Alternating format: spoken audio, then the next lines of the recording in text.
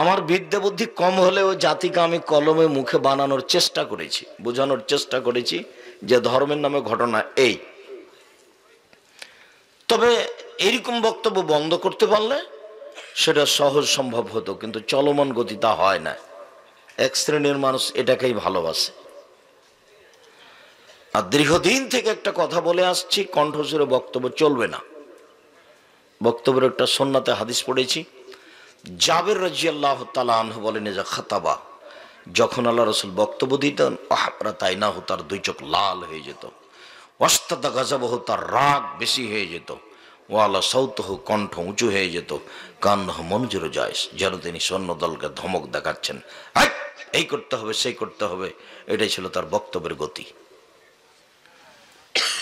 কণ্ঠস্বরে বক্তব্য দিলে প্রয়োজনীয় অপ্রয়োজনীয় কথা মিলাতে হবে, নইলে কণ্ঠ টিকবে না। এটা হলো কণ্ঠের স্বাভাবিক গতি। আর কণ্ঠ দিয়ে যখন বক্তব্য চলে তখন মানুষের ধারণ ক্ষমতা কমে যায়। মানুষ ওটা কোনটা ধরে রাখবে আর কোনটা ধরে রাখবে না, এটা হিসাব নিকাশ দুর্বল হয়ে যায়। বক্তব্য এমনভাবে হতে হবে যেখান দিয়ে যাবে ছিঁড়ে কেটে চলে যাবে। 20 বছর পরে যেন মনে থাকে যে একদিন ওই গ্রামে বক্তব্য শুনেছিলাম। এটা হলো বক্তব্যের গতি। বক্তব্য দিয়ে বক্তা চলে যাবে, পরের দিন সকালে গ্রামের লোক দুই ভাগ হয়ে যাবে, বলবে মানতে হবে মানতে হবে না, তখন বুঝতে হবে এটা বক্তব্য হয়েছে। সম্মানিত দিনী ভাই বোন, রাসূল সাল্লাল্লাহু আলাইহি ওয়াসাল্লাম বলেন, আউয়ালু মা ইউহাসাবু বিল আবদি ইয়াউমাল কিয়ামাহ সালাহ, বিচারের মাঠে মানুষকে যেটা প্রথমে জিজ্ঞাসা করা হবে সেটা সালাত। মুখামুখি জিজ্ঞাসা হবে। রাসূল সাল্লাল্লাহু আলাইহি সাল্লাম বলছেন, লাইসা বাইনাহু ওয়া বাইনাহু তারজুমান, আপনার মাঝে আর আল্লাহর মাঝে কোনো দোভাষী থাকবে না। আপনাকে যখন আল্লাহ জিজ্ঞাসা করবেন আপনার কর্ম সম্পর্কে, তখন এই কথা দোভাষী দিয়ে অনুবাদ করা হবে না। আপনারটা আল্লাহ বুঝবেন আর আল্লাহরটা আপনি বুঝবেন, কোনো সমস্যা হবে না। তখনকার পরিস্থিতি আল্লাহ রাসূল বলেছেন, ফায়ানজুর আইমানা মিনহু, তখন সে ডান দিকে লক্ষ্য করবে যখন জিজ্ঞাসা মুখামুখি হবে। ফায়ারা মা কাদ্দামু মিন আমালিহি, পুরো জীবনের সব কর্ম ডান দিকে দেখতে পাবে। জিজ্ঞাসা চলছে, তখন তার পুরো জীবনের কর্ম, জেনা, চুরি, ডাকাতি, সলাৎ যা আছে সব ডান দিকে দেখতে পাবে একসাথে। সুম্মা ইয়ানজুর আসমা মিনহু, তারপর সে বাম দিকে লক্ষ্য করবে। ফায়ারা মা কাদ্দামা মিন আমালিহি, পুরো জীবন যা করেছে, জেনা, চুরি, ডাকাতি, রাহাজানি, ছিনতাই যা কিছু করেছে সব বাম দিকে দেখতে পাবে। সুম্মা ইয়ানজুর তিলকা ওয়াজহি, তারপর সে সামনের দিকে লক্ষ্য করবে। ফায়ারান নার, তখন সে জাহান্নাম দেখতে পাবে। শেষ বাক্যটা আল্লাহ রাসূল বললেন, ফাত্তাকুন নারা ওয়ালা বিশিক্কি তামরাতিন, পৃথিবীর মানুষ একটা খেজুরের ছাল অল্প থেকে অল্প হলেও দান করে জাহান্নাম থেকে বাঁচো। মানে জাহান্নাম থেকে বাঁচার দানের চেয়ে আর বড় কোনো পৃথিবীতে মাধ্যম নেই। জাহান্নাম থেকে বাঁচার সবচেয়ে বড় মাধ্যম দান। যেহেতু ভারত, বাংলাদেশ, পাকিস্তানি, কওমি, খারেজি, বেসরকারি মাদ্রাসাগুলি মানুষের কাছে ভিক্ষা চেয়ে চলে, আর যারা চায় তারা সাধারণত গরিব মানুষ, মাদ্রাসা লাইনে পড়ে, তাদের অনেকে পয়সা খেয়ে ফেলেছে, অনেকে কাজে লাগিয়েছে, যার কারণে সমাজের যারা সমাজ নেতা, শিক্ষিত মানুষ, তারা তাদেরকে কোনো সময় ভালোবাসতে পেরেছে, পারেনি। তখন এই বিদ্যাটা চলে গেছে ভিক্ষা বিদ্যাই। আসলে কোরআন হাদিস বিদ্যা ভিক্ষা বিদ্যা নয়, এটা খুব মানগত বিদ্যা।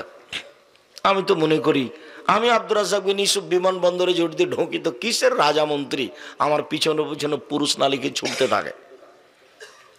মহিলারা বলবে, ভাইজান আপনি একটু আমার বাচ্চার সাথে একটু ছবি উঠে, একটু সেলফি। আমি আল্লাহর রাস্তায় আমি ছবি উঠাই নাই ভাবে। আর এমনি মানুষজন তো আছেই। তো মান সম্মান আসলে আল্লাহর হাতে, এটা আমি বুঝতে পারি খুব ভালো দিনের মতো। তো আসলেই দানটা যে খুব বড় ইবাদত, তো ভারত, বাংলাদেশ, পাকিস্তানে ইবাদতটা পিছিয়ে পড়ে গেছে। দানটাকে মানুষ ভিন্নভাবে ব্যবহার করেছে এবং মানুষ যারা দান করছে তারাও এটা ভিন্ন বুঝেছে, এটাকে খুব একটা বড় ইবাদত বুঝতে পারেনি। যারা বিবরণ দিচ্ছে তারাও ভালোভাবে জাতির সামনে বিবরণ দিতে পারেনি, যার কারণে তারা বুঝতে পারেনি যে ইবাদতের জগতে সবচেয়ে ব্যতিক্রম বড় ইবাদত হলো দান। হ্যাঁ, এ কথাই ঠিক।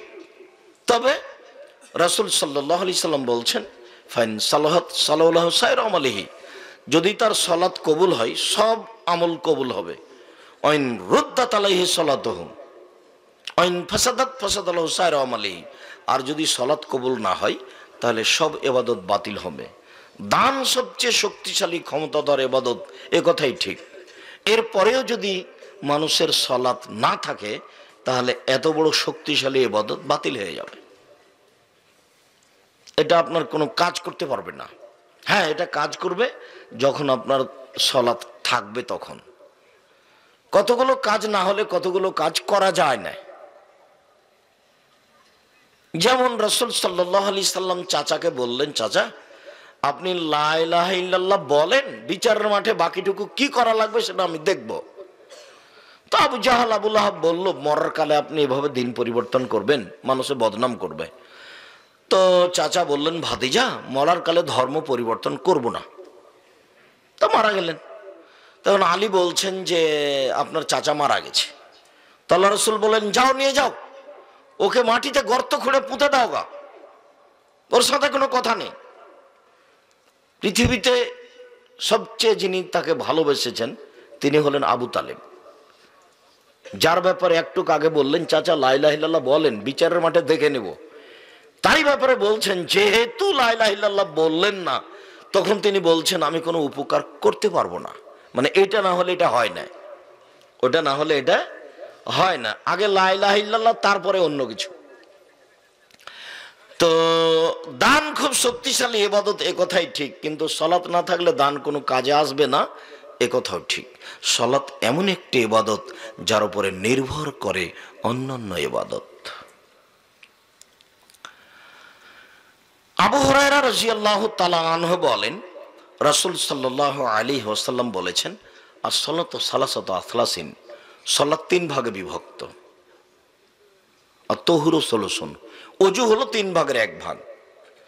যদি 2 রাকাত সালাত আদায় করে 300 নেকি পাই, আর যদি ওযু ঠিক না হয় তাহলে 100 কাটা গেল। ও রুকু সলুসন, রুকু হলো 3 ভাগের এক ভাগ। যদি 2 রাকাত সালাত আদায় করে আমি 300 নেকি পাই, তাতে যদি ওযু ভালো না থাকে, রুকুও ভালো না থাকে, তাহলে আমার 200 নেকি কাটা গেল। ও সুজুদ সলুসন, সিজদা হলো 3 ভাগের এক ভাগ। আমি 2 রাকাত সালাত আদায় করে যদি 300 নেকি পাই, এতে যদি ওযু রুকু সিজদা একটাও ঠিক না হয়, তাহলে আমার 1 নেকিও হবে না, কাজটা বৃথা যাবে, এ কথাই ঠিক।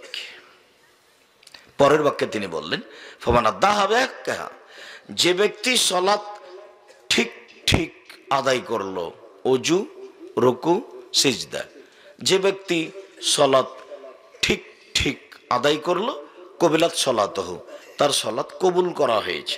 ও কবিলা সাইর আমলিহি, সব ইবাদত কবুল করা হয়েছে। ওয়াইন রুদ্দাত আলাইহি সালাতহু, তার সালাত যদি তার উপরে প্রত্যাখ্যান করা হয়, না সালাত কবুল হয়নি, রুদ্দা আলাইহি সাইর আমলিহি, তাহলে সব আমল তার প্রত্যাখ্যান করা হবে, কোনো ইবাদত কবুল হবে না। রমজান মাসের সিয়াম অনেক বড় ইবাদত। আল্লাহকে সন্তুষ্ট করার ব্যাপারে সিয়াম রোজার তুলনায় কোনো ইবাদত নেই। আল্লাহকে সন্তুষ্ট করার, খুশি করার এটা একটা ব্যতিক্রম মাধ্যম। একথাই ঠিক যে সিয়াম ভিন্ন ধরনের ইবাদত। তারপরেও যদি সালাত না থাকে তাহলে সিয়ামের মতো, রোজার মতো ইবাদত বাতিল হবে।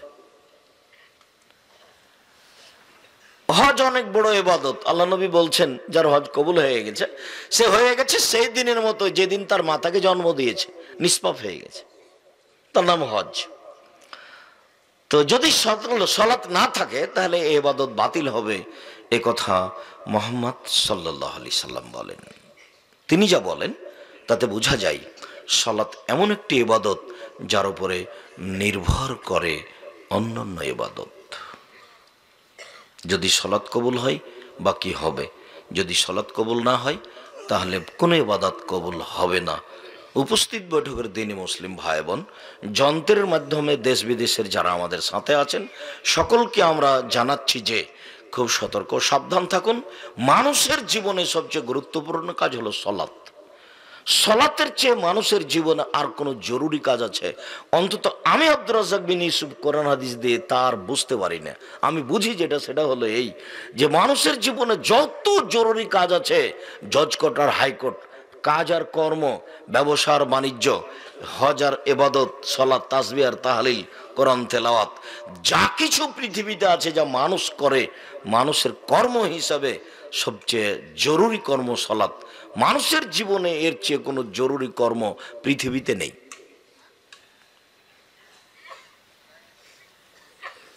সম্মানিত দিনী ভাই বোন, সালাত ফরজ।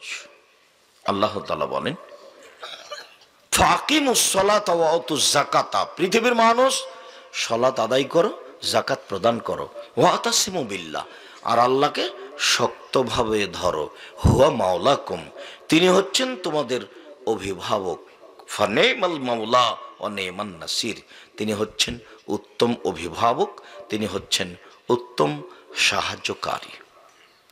অভিভাবক হিসেবে যা করা লাগে তার চেয়ে কেউ ভালো করে করতে পারবে না। সাহায্যকারী হিসাবে যা করা লাগে আল্লাহর চেয়ে ভালো করে কেউ করতে পারবে না। তিনি হলেন উত্তম অভিভাবক, তিনি হলেন উত্তম সাহায্যকারী। পৃথিবীর মানুষ, তোমরা সালাত আদায় করো, আদেশ। আল্লাহ তাআলা বলেন, ফাসাল্লি লিরাব্বিক, মুহাম্মদ সাল্লাল্লাহু আলাইহি সাল্লাম, আপনি আপনার প্রতিপালককে সন্তুষ্ট করার জন্য সালাত আদায় করুন। জরুরি ঘোষণা, আপনি সালাত আদায় করুন, আদেশ।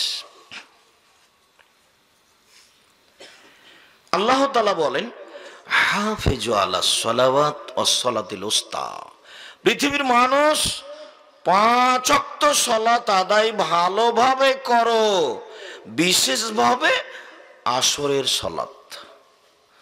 আসরের সালাতকে ভারত, বাংলাদেশ, পাকিস্তানের 95% জন মানুষ সূর্য ডুবার সময় পড়ে, একটু আগে, যেটা সময় নয়। ভারত, বাংলাদেশ, পাকিস্তানের 5% জন মানুষ আসরের সালাত ঠিক টাইমে পড়ার জন্য চেষ্টা করে। যদিচ এই 3 দেশের 98% জন মানুষ সালাতই আদায় করে না, বা 90 জন মানুষ সালাতই আদায় করে না। যারা করে তাদের অবস্থা এই। আল্লাহ তাআলা বলেন, পৃথিবীর মানুষ, তোমরা 5 ওয়াক্ত সালাত গুরুত্ব সহকারে সময় হিসাব করে আদায় করো, তবে আসরের সালাত বিশেষভাবে ভিন্ন প্রস্তুতিতে আদায় করো। সময় ঠিক হয় যেন, নিয়ম ঠিক হয় যেন। অত্র আয়াতগুলিতে আল্লাহ তাআলা সালাত আদায় করার জন্য আদেশ করেন।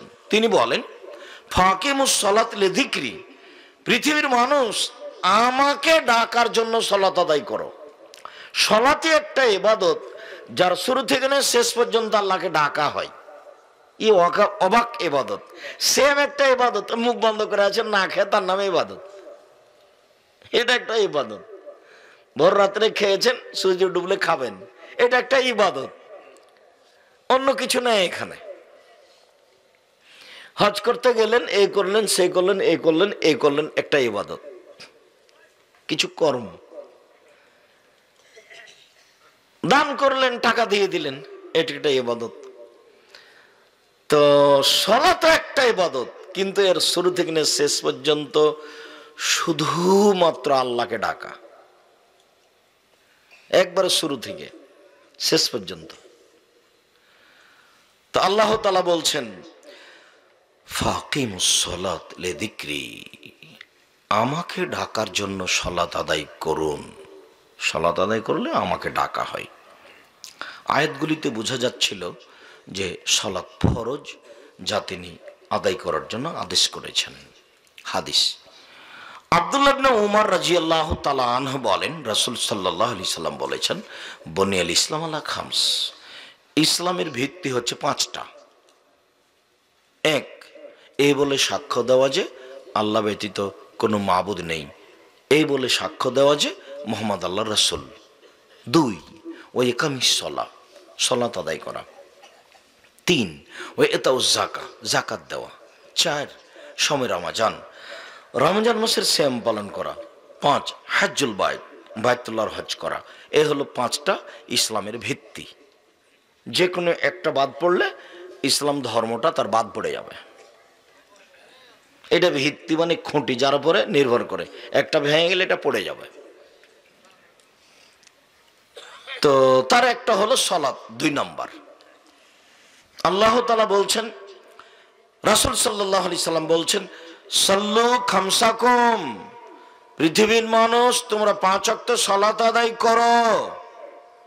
অসুমু সাহরাকুম, রমজান মাসে সিয়াম পালন করো। অদ্দু যাকাত আমওয়ালিকুম, সম্পদের যাকাত দাও। ওয়া আতিউ জামরিকুম, দায়িত্বশীলকে মেনে চলো। তাদখুলুনা জান্নাত রাব্বিকুম, তাহলে তোমরা তোমাদের প্রতিপালকের জান্নাতে প্রবেশ করতে পাবা। এটা করো, জান্নাতে চলে যাওয়া আদেশ। মুআয ইবনে জাবাল, জি, ইন্নাকা তাতি আহলা কিতাবিন, তুমি যাচ্ছ এমন ইহুদি খ্রিস্টানদের নিকট। ওরা হলো ইহুদি, ওরা হলো খ্রিস্টান। ওরাকে গিয়ে তুমি বলো যে তোমরা এ বলে সাক্ষী দাও আল্লাহ ছাড়া কোনো মাবুদ নেই, মুহাম্মদ আল্লাহ রাসূল। ফাইনুম তাহলে দালেক, তারা যদি এইটা মেনে নেয় তাহলে ফালেমুহুম, তুমি তাদের বলে দাও, ইন্নাল্লাহ কাদ ফারাজা আলাইহিম খামসা সালাওয়াতিন ফিল ইয়াউমি ওয়াল লাইলা, 24 ঘন্টায় 5 ওয়াক্ত সালাত আদায় করতে হবে। এটা হলো দ্বিতীয় আদেশ। বিবরণগুলিতে বোঝা যাচ্ছিল সালাত আদায় করতে হবে, সালাত ফরজ। সূচনাতে বুঝেছি সালাত এমন একটি ইবাদত যার উপরে নির্ভর করে অন্যান্য ইবাদত। সালাত আছে তো বাকি ইবাদত আছে, সালাত নেই তো কোনো ইবাদত নেই। পরে বুঝছিলাম যে সালাত ফরজ, আদায় করতেই হবে। মানে জি, ওযু করে সালাত আদায় করতে হয়, পানি নেই তো তায়াম্মুম করে করতে হবে। মাটিও নেই, পানিও নেই, মাটিও নেই, এমনিতেই সালাত আদায় করতে হবে। কাপড় পরে সালাত আদায় করতে হয়, তো কাপড় নেই, পবিত্র কাপড় নেই, তো অপবিত্র কাপড় যাতে পেশাব পায়খানা লেগে আছে ওটা পরেই পড়তে হবে। বলছে যে পবিত্র অপবিত্র কিছুই নেই, উলঙ্গ অবস্থায় আছে। নদী পার হচ্ছিল, নৌকা ডুবে গেছে, সাঁতার দিয়ে পার হয়েছে, কাপড় খুলে গেছে, নগ্ন অবস্থায় আছে, সালাতের টাইম হয়ে গেছে, বলে উলঙ্গ অবস্থাতেই সালাত আদায় করতে হবে। সালাত আদায় করতেই হবে। কেবলার দিকে মুখ করে সালাত আদায় করতে হয়, কেবলা বোঝা যায় না, এমনিতেই পড়তে হবে। দাঁড়িয়ে সালাত আদায় করতে হয়, দাঁড়িয়ে থাকা যায় না, বসে থেকে সালাত আদায় করতে হবে। বসে থাকা যায় না তো শুয়ে থেকে সালাত আদায় করতে হবে।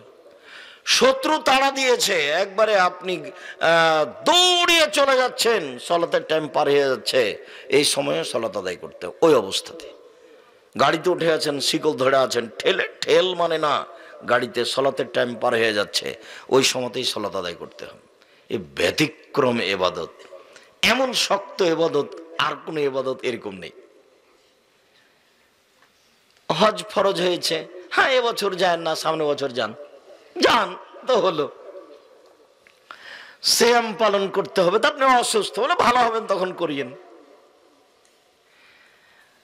আর এক অবাক ইবাদত, আপনি অসুখে আছেন না বিসুখে আছেন না, ভালো না মন্দ না, পানির ওপরে না মাটির ওপরে না, আকাশে না, কোথায় আছেন কোনো হিসাবই নাই। আপনার কাপড় পবিত্র তো না অপবিত্র, আপনার পরনে কাপড় আছে কি না কোনো হিসাবই নাই, মানে সময় হলে পড়তেই হবে। এমন কোনো পৃথিবীতে পরিস্থিতি নেই, সেটা আকাশে হোক আর পানিতে হোক আর মাটিতে হোক, যেখানে হোক না কেন, সময় হলে তাকে সালাত আদায় করতেই হবে। পৃথিবীতে এমন কোনো অবস্থা নেই যে অবস্থায় তাকে সালাত আদায় করতে হবে না। ভিন্ন ধরনের ইবাদত, মানুষের কোনো অসুবিধাই বোঝে না,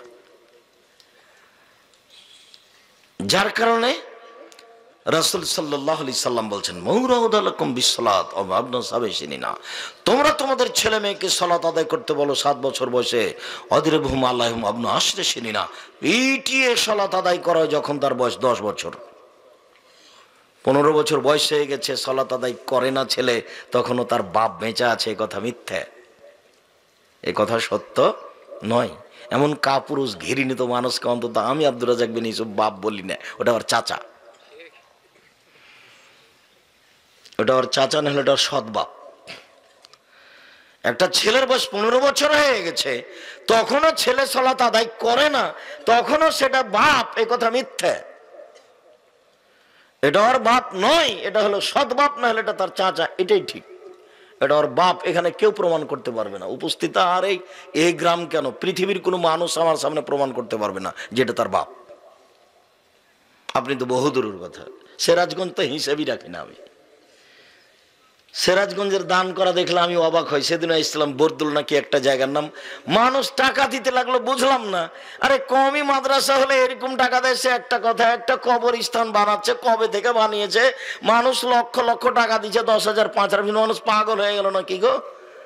আমি এদেশে কত বড় বড় প্রতিষ্ঠান চালাচ্ছি, জামিয়া সালাফিয়া রূপগঞ্জ, নারায়ণগঞ্জ, ঢাকা 51 বিঘা জমির উপর অবস্থান করে। জামিয়া সালাফিয়া ডাঙ্গিপাড়া, পবা, রাজশাহী 26 বিঘা জমির উপর অবস্থান করে। জামিয়া সালাফিয়া তেঘরা, বিরল, দিনাজপুর 20 বিঘা জমির উপর অবস্থান করে। জামিয়া সালাফিয়া 6 মাইল, বাবুগঞ্জ, বরিশাল প্রায় 250 জন শিক্ষক শিক্ষিকা, প্রতি মাসে 30 লক্ষ বেতন লাগে।